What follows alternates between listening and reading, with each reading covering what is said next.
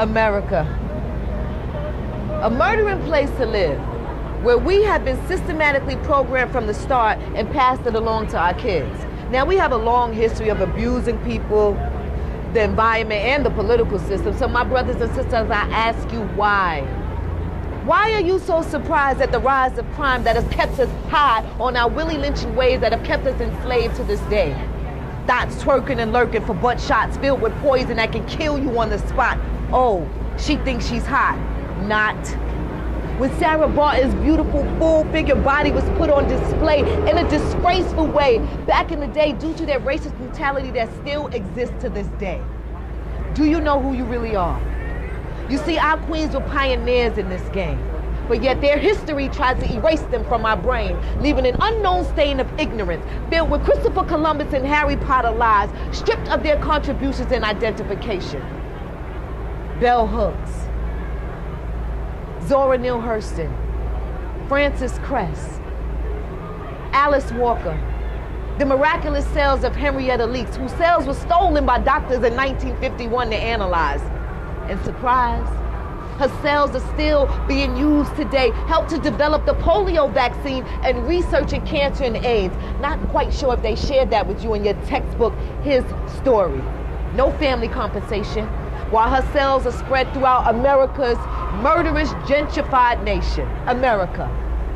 A murdering place to live that will pretend to give a fuck as long as you have enough bucks, cash, grass, or selling your ass. So I teach in class, I ask, what are your future goals in life? One student answers, a basketball player, another a wrestler, another a veterinarian. You know what? I was on a roll.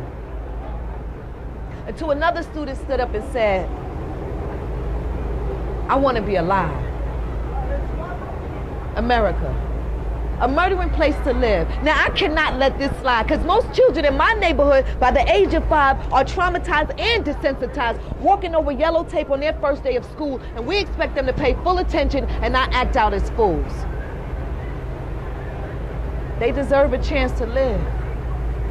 But the problem stems from controlling economical status and their disgusting habits not to give a damn about anything or anyone of importance that doesn't fall into their place, and this goes way beyond race. So after class, this student and I sit down to advise a plan to scholar this scholar with scholarships. No definite guarantees, but he has a much better chance of getting off the block or not getting his wig split with his hands up in the air by a badge or some dude posted up on the Ave who meant to hit but missed and clipped the pretty girl coming home from Sunday school in her pink dress. So please, for her, think twice before you load that next clip. America, a murdering place to live. Well, they would gladly give you a uniform, shelter, food, a gun, prescription drugs, and healthcare to represent where you live.